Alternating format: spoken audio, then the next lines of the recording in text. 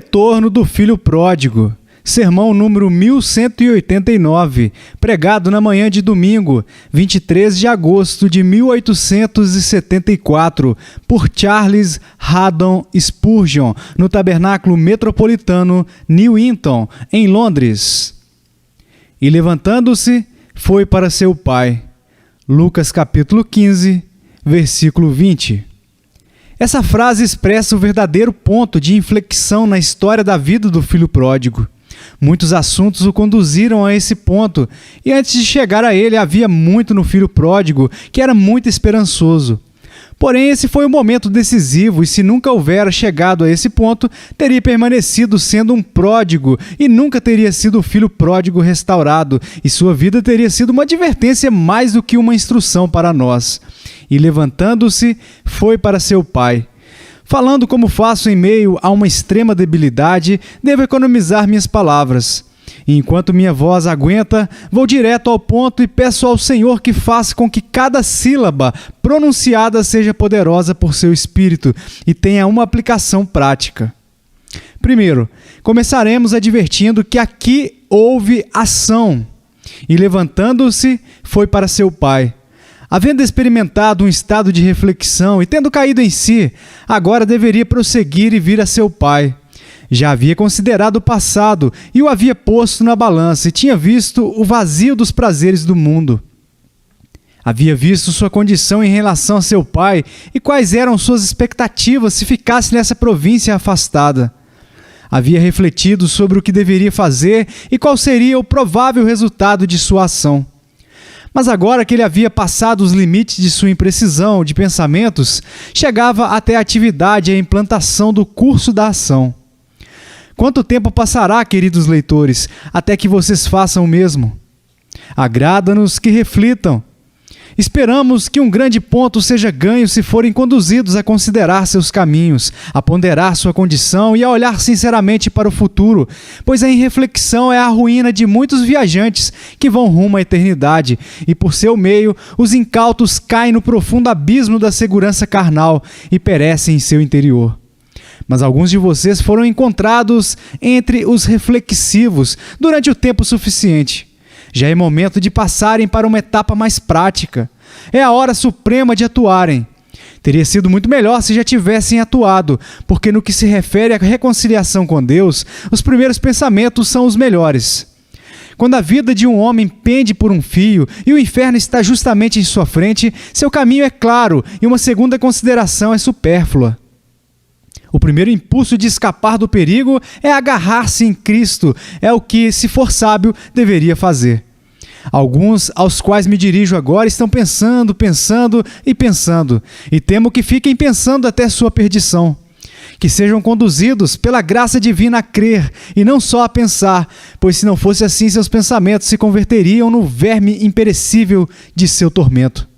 O filho pródigo havia ultrapassado também a etapa da simples lamentação. Estava profundamente compungido por ter abandonado a casa de seu pai, lamentava seu profuso esbanjamento no desenfreio e nas orgias, e deplorava que o filho de tal pai como o seu se visse desgraçado até chegar a ser um cuidador de porcos em uma terra estranha. Mas agora passou da lamentação ao arrependimento, e ele se moveu para escapar da condição que o assolava. De que serviriam as lamentações se continuáramos no pecado? Por todos os meios que podem, levantem as comportas de sua dor se as águas fizerem dar voltas na roda da ação, mas poderiam muito bem reservar suas lágrimas se elas não significarem outra coisa além de um inútil sentimentalismo. De que serve a um homem dizer que se arrepende de sua má conduta, se todavia persevera nela? Alegramo-nos quando os pecadores lamentam o pecado e se afligem pela condição em que o pecado os conduziu, mas não seguem adiante. Suas lamentações somente o prepararão para o remorso eterno.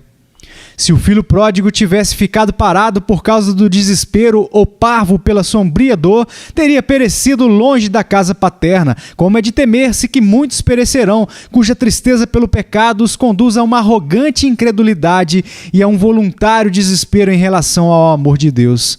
Porém, ele foi sábio, pois sacudiu a sonolência de seu desalento e, com uma resoluta determinação, levantando-se, foi para seu pai. Ó, vocês que estão tristes, quando serão suficientemente sábios para fazer o mesmo? Quando seus pensamentos e aflições darão lugar a uma obediência prática do Evangelho? O filho pródigo avançou também além da simples resolução. O versículo diz: levantar-me-ei. Versículo 18. É bom, mas é muito melhor o versículo que diz: e levantando-se. Versículo 20. As resoluções são boas, como os botões das flores, mas melhores ainda são as ações, pois são como os frutos. Alegramo-nos quando ouvimos as resoluções de vocês. Me voltarei para Deus. Mas os anjos no céu não se regozijam por causa das resoluções, já que eles reservam sua música para os pecadores que efetivamente se arrependem. Muitos de vocês, como o filho da parábola, disseram: sim, Senhor, eu vou, porém não foram. Vocês são tão propensos a esquecer como são a resolver. Cada sermão sincero, cada morte em sua família, cada tom fúnebre por seu vizinho, cada remorso na consciência, cada visita da enfermidade te dá uma resolução de emenda, mas suas notas promissórias nunca estão honradas e teu arrependimento termina em palavras. Sua bondade é como o orvalho, que ao amanhecer adorna com joias cada folha do chão, porém logo quando o sol ardente chega sobre o prado, deixa o chão seco e quente. Você ridiculariza seus amigos e não dá importância à sua alma. Você algumas vezes já disse nessa casa: tão pronto chegue a meu quarto, me prostrarei. Mas no caminho de casa você se esquece de que tipo de homem era e o pecado confirma seu cambaleante trono. Você já não perdeu tempo suficiente? Acaso você já não mentiu bastante para Deus? Você não deveria agora mesmo largar suas resoluções e progredir com o solene assunto de sua alma, como um homem de sentido comum? Você está num barco que está afundando e o bote está perto de você, mas sua mera resolução de entrar nele não te impedirá de naufragar junto com o barco. Tão certo como agora você sabe que é um ser vivo, irá afundar a menos que pule para salvar sua vida. E levantando-se, foi para seu pai. Agora observe que essa ação do pródigo foi imediata e sem discussões adicionais. Ele não chegou ao dono dos porcos e perguntou: você poderia subir meu salário? Se não puder, terei que partir. Se ele tivesse negociado, estaria completamente perdido. Ele não deu nenhum aviso a seu antigo patrão e cancelou o contrato de trabalho, fugindo. Queria eu que os pecadores aqui presentes rompessem sua aliança com a morte e violassem seu pacto com o inferno, escapando até Jesus Cristo para salvar suas vidas, pois ele recebe a todos os fugitivos que assim o fazem. Não precisamos de nenhuma permissão nem licença para renunciar ao serviço do pecado e de Satanás, nem tampouco é um assunto que requer uma consideração de um mês. Nesta matéria, a ação instantânea é a mais sábia. Ló não parou para consultar o rei de Sodoma para saber se podia abandonar seus domínios, nem tampouco consultou os oficiais da comunidade para averiguar a conveniência de abandonar rapidamente o seu lar. Com as mãos dos anjos segurando as deles, ele e sua família fugiram da cidade. Não, uma mulher não fugiu. Olhou para trás e essa olhada lhe custou a vida. Essa estátua de sal é uma eloquente admoestação para nós, para que evitemos demoras quando é necessário que fujamos para salvar nossas vidas. Pecadores, você quer se tornar uma estátua de sal? Vai parar entre duas opiniões até que a ira de Deus te condene à penitência eterna? Desprezarás a misericórdia até que a justiça te fira? Levante-se, homem, e enquanto seu dia de graça continue, escape para os braços de amor. O texto implica que o filho pródigo se levantou, empenhando todas as suas energias. Diz, e levantando-se. A palavra sugere que ele estava até o momento dormindo sobre o leito da preguiça ou sobre a poltrona da presunção. Como Sansão no colo de Dalila, ficou indiferente, inativo e fraco. Mas agora, despertado de sua letargia, levanta os seus olhos, cinge os seus lombos, retira todo o mal que o havia acometido, emprega todos os seus poderes, desperta a sua natureza inteira e não poupa esforço até regressar a seu pai. Homens não são salvos entre o sono e a vigília. Se faz violência ao reino dos céus e pela força se apoderam dele. A graça não nos deixa estupefatos, mas sim nos desperta. Certamente, senhores, vale a pena fazer um esforço tremendo para escapar da ira eterna. Vale a pena reunir cada aptidão, cada poder, emoção e paixão de seu ser e dizer a si mesmo: não posso estar perdido, eu não vou ficar perdido. Resolvi encontrar misericórdia através de Jesus Cristo. O pior disso, ó pecadores, é que vocês são tão preguiçosos, tão indiferentes, tão prontos para deixar as coisas acontecerem como quiserem. O pecado os enfeitiçou e os entorpeceu. Por assim dizer, vocês dormem sobre leitos de penas e esquecem que estão em perigo de cair no fogo do inferno. Você pede um pouco mais de descanso, um pouco mais de sono, um pouco mais de cruzar os braços para dormir. E você continua dormindo enquanto sua condenação não descansa. Queria Deus que você despertasse. Minha voz não tem poder para despertar-te, mas peço que o próprio Senhor te alerte, pois nunca os homens estiveram em maior perigo. Só basta que o ar falte, que seu sangue se detenha e estarás perdido para sempre. Essa vida na qual pende seu destino eterno é mais frágil que uma teia de aranha. Se você fosse sábio, não daria sono a seus olhos, nem descanso para suas pálpebras, até que você tivesse encontrado a teu Deus e ser perdoado. Quando se entregarás para uma ação real? Quanto tempo passará até que você creia em Jesus? Durante quanto tempo você se sustentará entre as garras do inferno? Por quanto tempo você ousará desafiar o Deus vivo? Segundo, aqui nos encontramos com uma alma que entra em contato real com Deus. E levantando-se, foi a seu pai. De nada lhe adiantaria levantar se ele não tivesse ido ao encontro do Pai. Isso é o que o pecador deve fazer e o que o Espírito o capacita a fazer, ou seja, ir diretamente a seu Deus. Mas muito comumente quando os homens começam a ficar ansiosos, dá voltas por todos os lados e se apressam até um amigo para falar a respeito, ou inclusive recorrem a um sacerdote enganador e pedem ajuda a ele.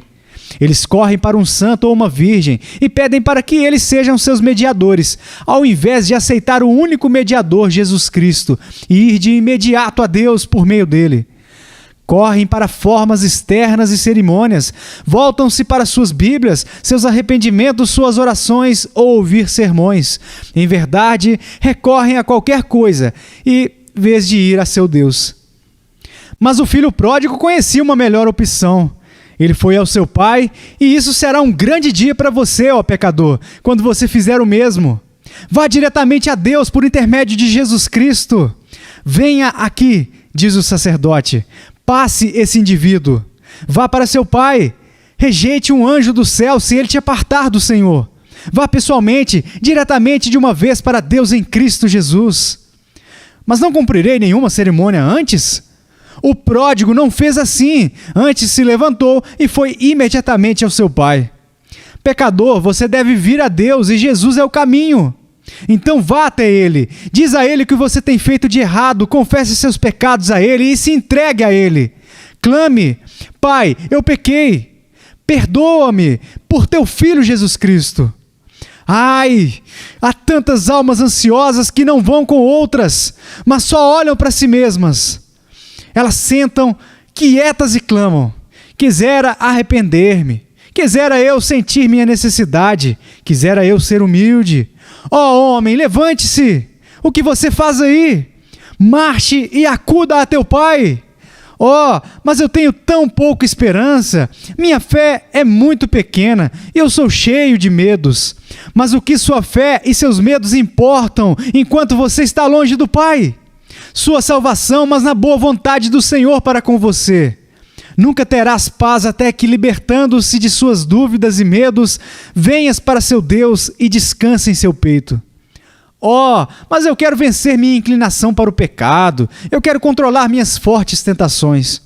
Eu sei o que você quer. Você quer a melhor roupa sem a necessidade de que o Pai te dê, e calçado para teus pés que você tenha conseguido sozinho. Você não quer ir com roupas de mendigo e receber tudo da amorosa mão do Senhor. Mas tem que renunciar a esse seu orgulho e vir a Deus, ou morrerás para sempre. Deve esquecer-se de si mesmo, só lembrando-se de ti para sentir que és mau por completo e que és indigno de ser chamado filho de Deus. Renuncie a si mesmo como um barco que afunda e não vale a pena ser resgatado, mas tem que deixar que se afunde e tem que subir ao bote salva-vidas da graça imerecida. Pense em Deus como seu Pai, nele lhe digo, e em seu amado Filho, o único mediador e redentor para os filhos dos homens. Ali está a sua esperança. Corre de você mesmo e aproxime-se a seu Pai. Por acaso ouço você dizer: bom, continuarei participando dos meios da graça e neles espero encontrar meu Deus. Digo a você que se fizer isso e recusar a Deus, os meios da graça serão os meios de sua condenação. Devo esperar perto do tanque, diz um. Então lhe advirto solenemente que recostado ali morrerá, pois Jesus não ordena a você que repouse ali, mas sua ordem é: pegue o seu leito e ande. Crê no Senhor Jesus Cristo e será salvo, tu e a tua casa. Atos capítulo 16, versículo 31. Você tem que ir até seu Pai, e não ao tanque de Betesda ou qualquer outro tanque de ordenanças ou meios de graça. Mas eu tenho a intenção de orar, diz um. O que você pediria? Acaso espera que o Senhor lhe ouça quando você não quer ouvi-lo? Você orará melhor no colo do Pai. Mas as orações de um coração orgulhoso, desobediente, cético são zombarias. Suas próprias orações lhe arruinarão se são convertidas em um substituto para ir de uma vez a Deus. Suponham que o filho pródigo tivesse sentado perto dos porcos e tenha dito: vou orar aqui. De que lhe teria servido? Ou suponha que ele tenha orado ali, que bem o teria lhe acometido? A oração e o pranto eram muito bons, uma vez que tivesse ele ido até seu pai, mas poderiam ter substituído o seu regresso. Pecador, seu problema é com Deus. Apressa-te em chegar até ele de imediato.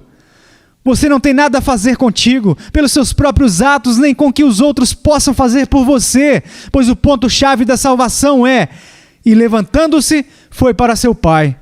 Deve haver um contato real, vivo e sincero de sua pobre alma culpada com Deus, um reconhecimento que há um Deus e que se pode conversar com Ele, e deve haver uma oração de sua alma para Ele através de Jesus Cristo, pois só se pode chegar a Deus através de Jesus. Vindo dessa maneira a Deus, lhe dizemos que estamos completamente errados e precisamos ser consertados. Dizemos-lhe que desejamos ser reconciliados com Ele e que estamos envergonhados de ter pecado contra Ele. Logo, colocamos nossa confiança em seu Filho e somos salvos. Ó alma, vem para Deus! Não importa que a oração com que venha seja uma oração em ruínas ou até se contém erros nela, como tinha a do filho pródigo quando disse: faze-me como um dos teus servos. Lucas capítulo 15, versículo 19. A linguagem da oração não será relevante tanto que você realmente se achegue a Deus. Jesus disse: o que vem a mim, de maneira nenhuma o lançarei fora. João capítulo 6, versículo 37. E Jesus sempre vive para interceder por aqueles que se achegam a Deus por Ele. Aqui temos então a grande doutrina protestante. A doutrina romana diz que você deve dar a volta pela porta de trás e que meia dúzia de servos do Senhor devem tocar por você. E mesmo assim, você poderia nunca ser ouvido. Mas a grandiosa e antiga doutrina protestante é: vá a Deus por si mesmo. Venha sem nenhum outro mediador que não seja Jesus Cristo. Venha do modo que está, sem méritos e boas obras. Confie em Jesus e teus pecados lhe serão perdoados. Esse é meu segundo ponto. Houve uma ação, e essa ação consistiu num contato com Deus. Agora, em terceiro lugar, nessa ação houve uma total entrega de si. No caso do filho pródigo, sua orgulhosa independência e sua obstinação haviam desaparecido. Em outros dias, ele exigiu sua herança e resolveu gastá-la como ele queria, mas agora estava disposto de ser tratado ao nível de um empregado. Já experimentou o suficiente sendo seu próprio Senhor e está cansado da distância que o separa de Deus, sempre estabelecida pela obstinação. Anela assumir o verdadeiro lugar de um filho, ou seja, da dependência e da amorosa submissão. O pior mal de todos foi ter se distanciado de seu pai, e agora se dá conta, assim é. Sua maior preocupação é remover essa distância através de uma humilde volta, pois sente que todos os outros males chegarão ao fim. Ele abre mão de sua apreciada liberdade, a ostentosa independência, sua liberdade para pensar e dizer qualquer coisa que talvez queira e anela submeter-se ao amoroso governo e à sábia guia. Pecador, está pronto para isso? Se for assim, venha e seja bem-vindo. Seu pai anela por ter você em seus braços. O filho pródigo renunciou a toda sua ideia de justificação própria, pois disse: pequei. Antes ele tinha dito: tenho o direito de fazer o que eu quero com o que é meu. Quem determinará como gastarei meu próprio dinheiro? E se eu semeio algumas sementes de aveia, não importa, pois todo jovem faz isso também. Eu, pelo menos, fui muito generoso. Ninguém pode dizer que sou mesquinho. Não sou nenhum hipócrita. Olhem, seus metodistas hipócritas, como enganam as pessoas. Não há nada disso em mim, garanto. Sou um homem sincero no mundo e, depois de tudo, sou de uma disposição muito melhor que de meu irmão maior, ainda que ele pretenda ser um tipo de homem bom. Mas agora o filho pródigo não se vangloria mais. Nenhuma sílaba de adoração a si mesmo sai de seus lábios. Tristemente confessou: pequei contra o céu e perante ti. Pecador, se querer ser salvo, você também deve descer de seus lugares altos e reconhecer sua iniquidade. Confessa que você atuou mal e não tente atenuar sua ofensa. Não ofereça apologias e nem apresente seu caso melhor do que é, mas humildemente se confesse culpado e deixe sua alma nas mãos de Jesus.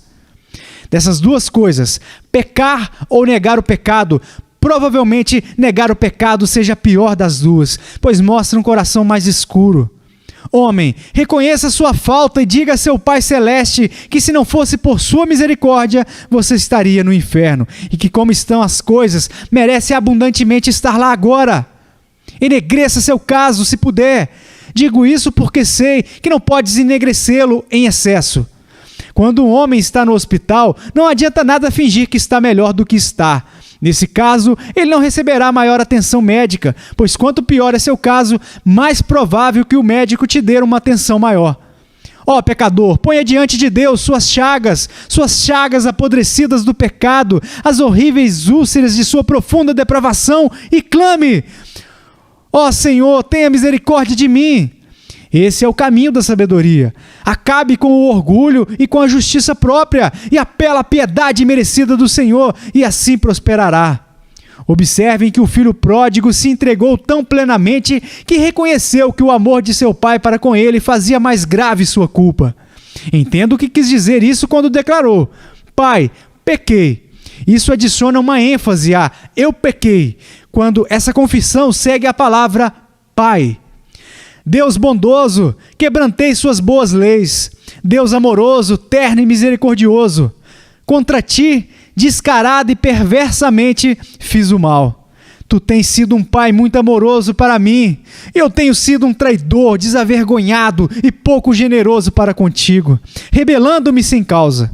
Confesso isso franca e humildemente e com muitas lágrimas. Ah, tivesse o Senhor sido um tirano, teria extraído alguma apologia de sua severidade, mas o Senhor tem sido um pai, e isso torna pior o fato de que eu tenha pecado contra ti. É doce ouvir uma confissão dessa natureza apresentada aos pés do Pai. O penitente também renunciou a seus supostos direitos e reivindicações em relação a seu pai, dizendo: e já não sou digno de ser chamado teu filho. Ele poderia ter dito: eu pequei, mas ainda sou seu filho. E muitos de nós teríamos considerado um argumento muito justificável. Porém, ele não disse isso. É muito humilde para dizer tal coisa e reconhece: já não sou digno de ser chamado teu filho. Um pecador está realmente quebrantado quando reconhece que, se Deus não tivesse misericórdia dele, mas que sim o deixara fora para sempre, seria muito justo. Se a súbita vergonha se apodera de meu alento, pronunciar-te-ei justo na morte. E se minha alma fosse enviada ao inferno, sua justa lei o aprovaria como bom. A alma que parou de argumentar e se submete à sentença não está longe da paz. Ó pecador, se você quer encontrar pronto alívio, o encorajo e vá e se lance aos pés da cruz, onde Deus recebe as pessoas que são como você, e diga: Senhor, eis-me aqui, faça o que quiseres comigo. Não oferecerei nenhuma palavra de desculpa, nem nenhum argumento atenuante. Sou uma massa de culpa e miséria, mas tenha piedade. Tenha piedade de mim. Não conto com direitos ou reivindicações. Perdi meus direitos de criatura ao voltar-me um rebelde contra ti. Estou perdido e completamente arruinado diante do tribunal da tua justiça. Dessa justiça fujo e me escondo nas feridas de seu filho. Segundo a tua benignidade, apaga as minhas transgressões. Salmo capítulo 51, versículo 1. Novamente, aqui houve a entrega de si a seu pai, que não se mencionam nem sequer implicitamente alguns termos ou condições. Ele suplica ser recebido, ainda que o lugar de um servo seria o suficiente bom para ele. Ficaria contente de estar no meio dos ajudantes de cozinha, sendo que ele fora perdoado. Ele não reclama por uma pequena liberdade para pecar, ou estipula um pouco de justiça própria com que possa vangloriar-se. Antes, renuncia tudo. Está disposto a ser nada ou qualquer coisa ou nada, simplesmente o que agrade a seu pai, contanto com que possa contar-se com os jornaleiros da casa. Agora não tem em suas mãos nenhuma arma de rebelião. Em sua alma não permanece nenhuma oposição secreta ao governo de seu pai, pois está completamente submetido e jaz aos pés de seu pai. Nosso Senhor, todavia, nunca esmagou nenhuma alma prostrada aos seus pés, e nunca o fará. Inclinar-se-á e dirá: levante-se, filho meu, levante-se, pois eu te perdoei. Vai-te e não peques mais. Eu te amei com um amor infinito. Vinde e tornemos ao Senhor, porque Ele despedaçou e nos sarará, feriu e nos atará a ferida. Oséias capítulo 6, versículo 1. A cana trilhada não quebrará, nem apagará o pavio que fumega. Isaías capítulo 42, versículo 3. Em quarto lugar, notem que nesse ato se abrigava uma medida de fé em seu pai. Uma medida, digo, significando com isso não muita fé, mas alguma fé. Uma medida de pouca fé salva a alma. Tinha fé no poder de seu pai. Disse: na casa de meu pai tem comida o suficiente e até sobra. Pecador, você não crê que Deus pode te salvar? Que através de Jesus Cristo Ele pode suprir as necessidades de sua alma? Não poderia chegar tão longe para dizer: Senhor, se quiseres, podes me limpar? O filho pródigo também tinha um pouco de fé na disposição do pai para perdoar, pois se não tivesse esperado isso, absolutamente nunca teria regressado a ele. Se ele tivesse a certeza que seu pai não sorriria para ele, não retornaria jamais a casa. Pecador, você deves crer que Deus é misericordioso, pois Ele o é. Creia por meio de Jesus Cristo, que não quer a morte do pecador, mas que ele se converta e viva, tão certo como vive Deus. Isso é verdade, e não creia em nenhuma mentira concernente a seu Deus.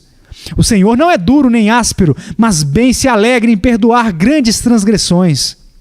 O filho pródigo também acreditava na disposição de seu pai em abençoá-lo.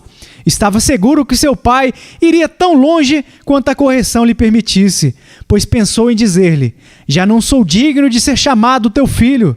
Faze-me como um dos teus servos. Nisso, ele também admitia que seu pai fosse tão bom que até ser seu servo seria algo muito bom. Contentava-se em obter o lugar mais baixo, desde que pudesse estar sob a sombra de um protetor tão bom. Ah, pobre pecador, não acredita que Deus terá misericórdia de ti, se puder a fazer consistente com a sua justiça? Se você crê isso, tenho boas notícias para te dar. Jesus Cristo, seu Filho, ofereceu tal expiação, que Deus pode ser justo e o que justifica ao que é da fé. Ele tem misericórdia do mais vil e justifica o ímpio e aceita o pior dos pecadores por intermédio de seu amado Filho. Ó alma, tenha fé na expiação. A expiação feita através do sacrifício pessoal do Filho de Deus há de ser infinitamente preciosa. Deves crer que há suficiente eficácia nela para ti. Sua segurança consiste em acudir apressadamente a essa expiação e lançar-se à cruz de Cristo. E você estará honrando a Deus, se assim o faz. Essa é a única maneira que você pode honrá-lo. Você pode honrá-lo se crê que pode salvar você até você. A fé mais genuína é a que acredita na misericórdia de Deus, pese a indignidade consciente. O penitente da parábola veio a seu pai tão indigno de ser chamado de filho, e no entanto disse: meu pai. A fé tem um jeito de ver a escuridão do pecado e ainda crer que Deus pode converter nossa alma branca como a neve. Não é fé que diz: eu sou um pequeno pecador, então Deus pode me salvar. Mas antes a fé clama: sou um grande pecador, um pecador maldito e condenado. E no entanto, apesar disso tudo, a misericórdia de Deus pode me perdoar e o sangue de Cristo pode me limpar. Creia, apesar de seus sentimentos e sua consciência. Creia em Deus, ainda que tudo em você pareça dizer: Ele não pode salvar-lhe, Ele não quer me salvar. Creia em Deus, pecador, acima dos topos de pecado do tamanho de montanhas. Faça como John Bunyan disse que fez, pois estava tão temeroso de seus pecados e seu castigo consequente, que não pôde fazer outra coisa senão correr para os braços de Deus, e acrescenta: ainda que ele estivesse segurando uma espada em suas mãos, eu teria corrido contra sua ponta ao invés de manter-me longe dele. Então, pobre pecador, faça o mesmo. Creia em seu Deus. Não acredite em nada mais, mas creia no seu Deus e você será abençoado. O poder da fé sobre Deus é maravilhoso, pois cega sua justiça e coage sua graça. Não sei como ilustrar isso melhor do que com uma pequena historinha. Quando eu andava pelo jardim da minha casa, há um tempo, achei um cachorro que se divertia entre as flores.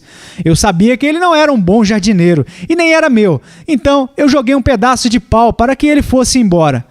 Depois de ter feito isso, ele me conquistou e me fez sentir envergonhado por ter falado rudemente com ele, pois levantou meu graveto e, balançando prazerosamente seu rabo, me trouxe de volta e o soltou aos meus pés. Vocês pensam que poderia expulsá-lo depois disso? Não, deixe-lhe umas palmadas de leve e comecei a elogiá-lo.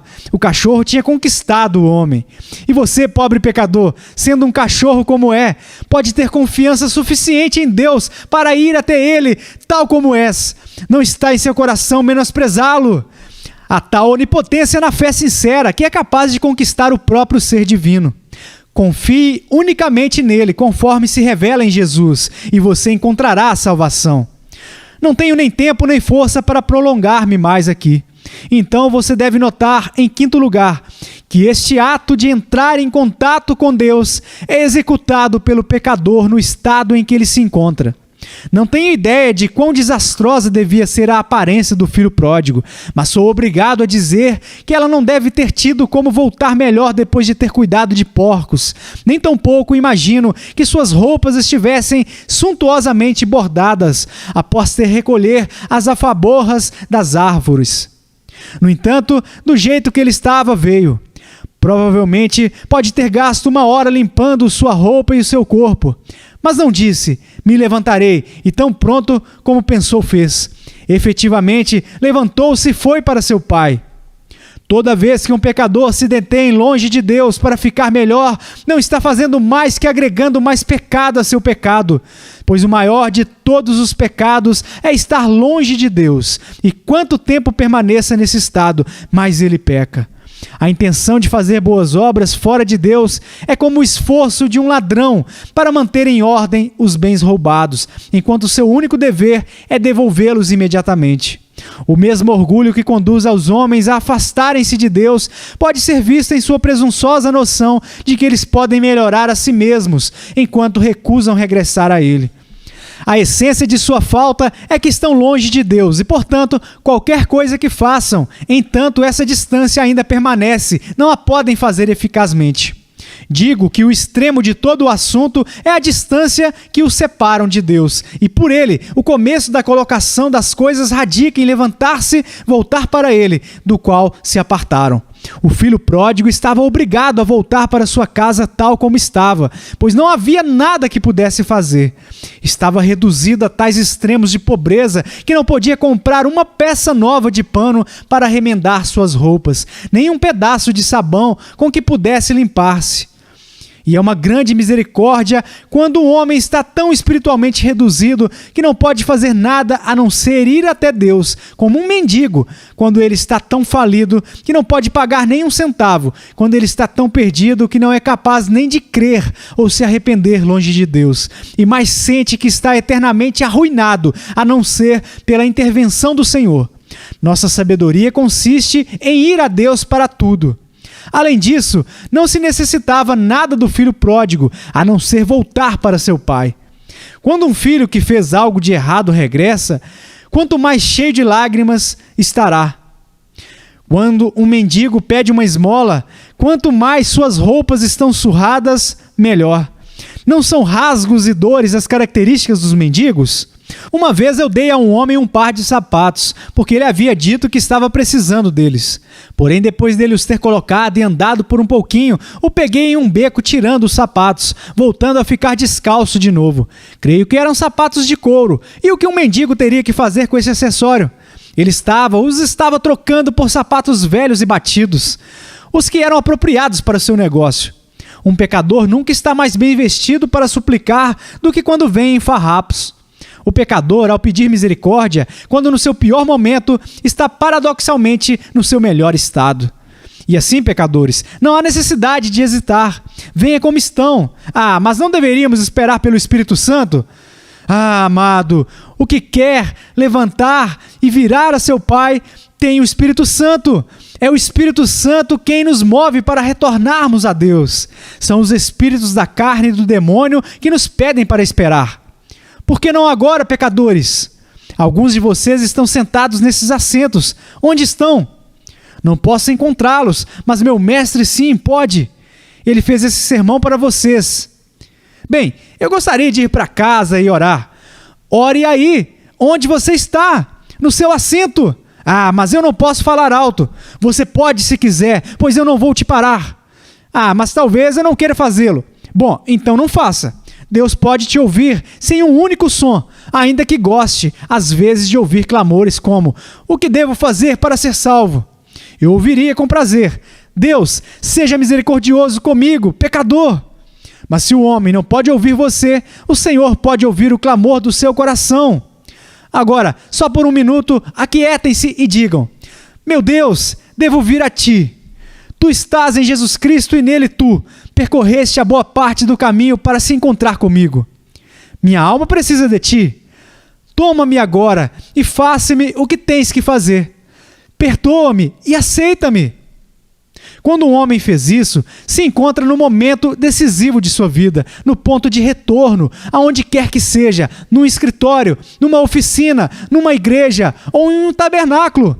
Não importa onde. Esse é o ponto: ir a Deus em Cristo, renunciando a tudo e descansando na misericórdia de Deus por meio da fé. O último ponto de todos: esse ato forjou a maior mudança possível no homem. Ele foi um novo homem depois disso. Rameiras, beberrões, vocês agora perderam seu velho companheiro. Ele veio para o Pai e a companhia dele e a de vocês não combinam.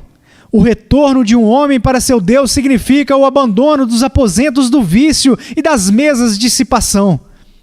Sempre que vocês ouçam que um cristão professante vive na imundícia, podem ter certeza de que ele não tem estado vivendo perto de seu Deus.